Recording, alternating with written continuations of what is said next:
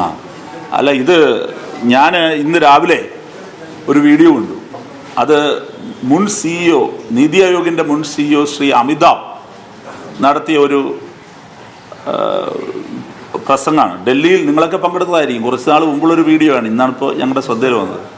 അതിൽ അദ്ദേഹം പറയുകയാണ്, ഞാൻ ഇന്ത്യയിലുടനീളം ജോലി ചെയ്തിട്ടുണ്ട്, ഇന്ത്യ ആകെ എനിക്കറിയാം, പക്ഷേ ഈസ് ഓഫ് ഡൂയിങ് ബിസിനസ്സിൽ ബഹുമാനപ്പെട്ട മുഖ്യമന്ത്രി പിണറായി വിജയൻ്റെ നേതൃത്വത്തിൽ കേരളത്തിലുണ്ടായിരിക്കുന്ന മാറ്റം റിമാർക്കബിളായ മാറ്റമാണ്, അഭിമാനകരമായ മാറ്റമാണ്, അവിശ്വസനീയ മാറ്റമാണ്. യൂത്ത് കോൺഗ്രസ് അമിതാഭിൻ്റെ വീട്ടിലോട്ട് മാർച്ച് എടുത്തുമെന്ന് എനിക്കറിയില്ല. KC വേണുഗോപാൽ ഇന്ന് വാർത്താസമ്മേളനം നടത്തി അമിതാഭിനെ തെറി പറയുമോ എന്ന് എനിക്കറിയില്ല. വസ്തുത വിളിച്ചു പറയുമ്പോൾ എന്തിനാണ് അസ്വസ്ഥപ്പെടുന്നത്? കേരളത്തിൽ ഇൻവെസ്റ്റ്മെന്റ് KC വേണുഗോപാലിനെ എന്നെ അത്ഭുതപ്പെടുത്തുകയാണ്. KC വേണുഗോപാൽ അദ്ദേഹത്തിൻ്റെ ഒരു മിനിമം ലെവൽ കാണിക്കണ്ടേ?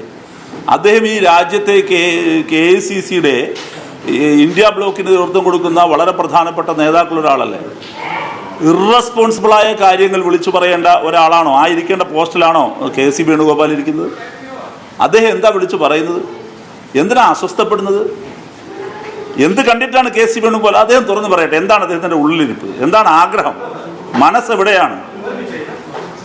അപ്പോൾ പ്രശ്നം എന്താണ്? ഇത് വസ്തുതകളെ അംഗീകരിക്കണം. KC വേണുഗോപാലിനെ പോലൊരു നേതാവാകട്ടെ, പ്രതിപക്ഷ നേതാവായ VD സതീശനാകട്ടെ, ഒരു വസ്തുത കേരളത്തിനുണ്ടാകുന്ന വികസനത്തെ ഇപ്പോൾ ഇതിലൂടെ ഒന്ന് ആലോചിച്ച് നോക്കൂ. ശ്രീ ശശി തരൂരിൻ്റെ സ്റ്റേറ്റ്മെൻറ്റ് അദ്ദേഹം ഡേറ്റാ ബേസ് ചെയ്തിട്ടാണ് പറഞ്ഞത്. 2022 നമ്മുടെ നീതി ആയോഗിൻ്റെ, നമ്മുടെ കൊമേഴ്സ്യൽ ഇൻഡസ്ട്രിയുടെ തന്നെ വർക്ക് പെർഫോമൻസ് റിപ്പോർട്ടുണ്ട്. അതിൽ ഏറ്റവും മികച്ച പെർഫോമൻസ് സ്റ്റേറ്റായിട്ട് സ്റ്റാർട്ടപ്പിൽ തിരഞ്ഞെടുത്തിരിക്കുന്നത് കേരളത്തെയാണ്. തുടർച്ചയായി നമ്മളാണ്. അന്താരാഷ്ട്ര ഏജൻസികൾ ഇത് അംഗീകരിക്കുന്നു. ആ ഡേറ്റകളെ ഉദ്ധരിച്ചുകൊണ്ടാണ് ശശി തരൂർ ഇത് പറഞ്ഞത്. എന്തുകൊണ്ടിത് വരുന്നു? നിങ്ങൾ കാണേണ്ടത്, കേരളം 57 EMSൻ്റെ ഗവൺമെൻറ് മുതൽ ഇങ്ങോട്ട് ഇടതുപക്ഷ ജനാധിപത്യ മുന്നണിക്ക് കേരളീയ വികസനത്തെ സംബന്ധിച്ചൊരു കാഴ്ചപ്പാടുണ്ട്. ആ കാഴ്ചപ്പാടിൻ്റെ അടിസ്ഥാനത്തിൽ സാമൂഹ്യ പുരോഗതി, സമ്പൂർണ്ണ സാക്ഷരത, ഹെൽത്ത്, എഡ്യൂക്കേഷൻ, പ്രൈമറി എഡ്യൂക്കേഷൻ, ഇങ്ങനെ എല്ലാ മേഖലകളിലും നമുക്ക് ലോകത്തോട് മത്സരിക്കാൻ കഴിയുന്ന വിധം മാറി. 2016 എത്തുമ്പോൾ ശശി തരൂർ പലപ്പോഴും ഇതുപോലെ വ്യത്യസ്തമായി ചിന്തിക്കുന്നു, പ്രവർത്തിക്കുന്നു, നിങ്ങൾ അതിനോട് പിന്തുണക്കുന്നു, പിന്നീട് ശശി തരൂർ CPM-നെതിരെ ആഞ്ഞടിക്കുന്നതാണ്. അതുപോലത്തെ കെണിയാവുന്നു. ഒരു കെണിയുടെയും പ്രശ്നമില്ല. യോജിക്കാവുന്ന കാര്യങ്ങളിൽ യോജിക്കും, വിയോജിക്കേണ്ട കാര്യങ്ങളിൽ ശക്തമായി വിയോജിക്കും. ശശി തരൂരിനോട് യോജിക്കേണ്ട കാര്യങ്ങളിൽ യോജിക്കും, വിയോജിക്കേണ്ട കാര്യങ്ങളിൽ വിയോജിക്കും. അങ്ങനെ ആകട്ടെ പൊളിറ്റിക്സ്. ഇപ്പം ഞാനൊരു കാര്യം ചോദിക്കട്ടെ, ഇവർ ശശി തരൂരിനോട് അസഹിഷ്ണുത, യൂത്ത് കോൺഗ്രസോ KSO മറ്റോ ശശി തരൂരിൻ്റെ വീട്ടിലോട്ട് മാർച്ച്, ഗോൾവൽക്കറെ പോയിട്ട് വണങ്ങിയ ആളല്ലേ VD സതീശൻ? ഗോൾവൽക്കർ മഹാനാണെന്ന് ഗോൾവൽക്കർ സ്തുതി നടത്തി, ഗോൾവൽക്കർ അനുസ്മരണം നടത്തിയ VD സതീശൻ വിശുദ്ധൻ.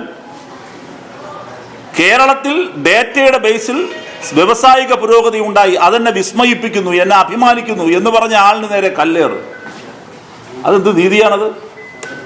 ഗോൾവൽക്കറെ സ്തുതിക്കാം, കേരളത്തെ സ്തുതിക്കാൻ പാടില്ല എന്നാണ്. KPCC കോൺഗ്രസിന്റെ ഏറ്റവും ഉയർന്ന നേതാവായിരിക്കുമ്പോൾ VD സതീശൻ MLA ആയിരിക്കുമ്പോൾ അവിടെ പോകാമോ? അതിന് MM ഹസന് പ്രശ്നമല്ല, അതിന് KC വേണുഗോപാലിന് പ്രശ്നമല്ല, അത് സുധാകരന് പ്രശ്നമല്ല, ആർക്കും പ്രശ്നമല്ല. VD സതീശൻ ഗോൾവൽക്കറെ പോയി വഴങ്ങിയത് ശരിയാണ്.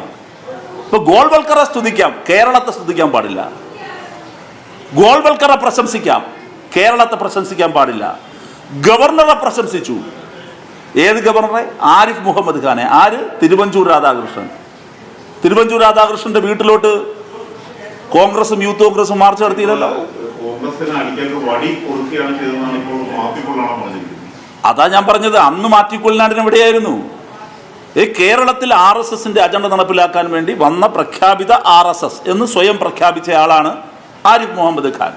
അയ്യോ അച്ഛാ പോവല്ലേ, അയ്യോ അച്ഛാ പോവല്ലേ, ആരിഫ് മുഹമ്മദ് ഖാൻ പോവല്ലേ എന്ന് പറഞ്ഞ് കരഞ്ഞയാളാണ് ആര്? തിരുവഞ്ചൂർ രാധാകൃഷ്ണൻ. അന്ന് മാത്യു കുളനാടൻ്റെ നാവ് ഉയർന്നില്ല, അന്ന് KC വേണുഗോപാലിൻ്റെ നാവ് ഉയർന്നില്ല, ഇത് തെറ്റാണെന്ന് പറഞ്ഞില്ല. അത് അങ്ങനെ പറഞ്ഞത് RSSന് ഗുണകരമാണ് എന്നൊരു നിഗമനത്തിലേക്കാണ് എന്താ കോൺഗ്രസ് എത്താത്തെ? കോൺഗ്രസിൽ നിന്നുകൊണ്ട് RSSന് അനുകൂലമാകുന്ന അത്തരമൊരു സ്റ്റേറ്റ്മെന്റ് തിരുവഞ്ചൂർ രാധാകൃഷ്ണൻ എടുക്കാൻ പാടില്ലായിരുന്നു എന്നെന്തുകൊണ്ട് അന്ന് MM ഹസൻ പറഞ്ഞില്ല? എന്തുകൊണ്ട് കോൺഗ്രസ് നേതാക്കൾ പറഞ്ഞില്ല? ഇവിടെ RSS വിരുദ്ധ പോരാട്ടം നയിക്കുന്ന ആളാണല്ലോ AICCയുടെ നേതാവ് ശ്രീ KC വേണുഗോപാൽ. അന്നെന്തേ KC വേണുഗോപാൽ പറയാത്തത്? KC വേണുഗോപാലിന്റെ അഭിപ്രായമാണോ ഈ ആരിഫ് മുഹമ്മദ് ഖാനെ കുറിച്ച് തിരുവഞ്ചൂർ രാധാകൃഷ്ണൻ പറഞ്ഞത്? AICCയുടെ അഭിപ്രായമാണോ അത്? അപ്പൊ അതിന് വിരുദ്ധമായി അത് പറഞ്ഞാൽ ഒരു കുഴപ്പമില്ല, നല്ല കാര്യം. ഒരക്ഷരം മിണ്ടില്ലല്ലോ ആരും.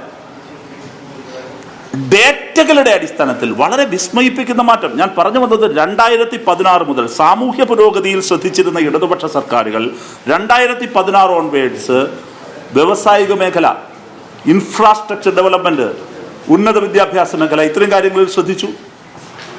അങ്ങനെ ശ്രദ്ധിച്ചതിന്റെ ഫലമായിട്ടുണ്ടായ മാറ്റമാണിത്. അപ്പൊ ഈ മാറ്റത്തെ പോസിറ്റീവായിട്ട് കാണാൻ കാരണം ആ മാറ്റത്തെ DYFI തൊഴിൽ അവസരങ്ങൾ സൃഷ്ടിക്കുന്നതിലുണ്ടാകുന്ന ഈ മാറ്റത്തെ ഒരു യുവജന സംഘടന എന്നുള്ളതിൽ ആവേശത്തോടെ കാണുകയാണ്. കേരളത്തിൽ ഇന്ത്യയിലെ ആദ്യത്തെ സ്റ്റാർട്ടപ്പ് ഫെസ്റ്റ് എടുക്കാൻ പോവാണ്. ഒരു യുവജന സംഘടന ഇനിഷ്യേറ്റ് ചെയ്യുന്ന ആദ്യത്തെ ഒരു സ്റ്റാർട്ടപ്പ് ഫെസ്റ്റിവൽ ഒരു യുവജന സംഘടന ഇനിഷ്യേറ്റ് ചെയ്യുകയാണ്. അത് കേരളത്തിൽ നടക്കുകയാണ്, മെബാസോ എന്ന പേര്. അതാ ഈ വരുന്ന 1-ാം തീയതി ബഹുമാനപ്പെട്ട മുഖ്യമന്ത്രി ഉദ്ഘാടനം ചെയ്യും.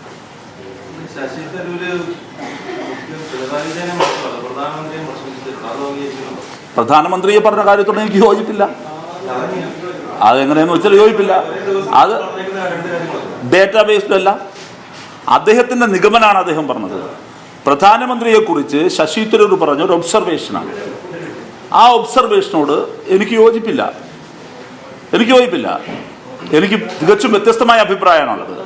എന്നാൽ കേരളം വ്യവസായ സൗഹൃദമാകുന്നുവെന്ന് നേരത്തെ ഞാൻ പറഞ്ഞ അമിതാഭ് പറഞ്ഞതായാലും ആഗോള ഏജൻസികൾ പറയുന്നതായാലും ഡേറ്റാ ബേസ്ഡ് ആയിട്ടാണ്. കേന്ദ്ര സർക്കാർ തന്നെ അംഗീകരിച്ചല്ലോ. അതിനെ അദ്ദേഹം ആപ്ലുഭയാണ് ചെയ്തത്, അദ്ദേഹം ഉച്ചത്തിൽ പറയുകയാണ് ചെയ്തത്. രണ്ടാണ്. മറ്റൊന്ന് മോദിയെ കുറിച്ചുള്ള അദ്ദേഹത്തിന്റെ ഒരു നിരീക്ഷണമാണ് അദ്ദേഹത്തിന്റെ അമേരിക്കൻ സന്ദർശനത്തിന്റെ പശ്ചാത്തലത്തിൽ പറഞ്ഞത്. അതിനോട് എനിക്ക് യോജിപ്പില്ല, DYFIക്ക് യോജിപ്പില്ല.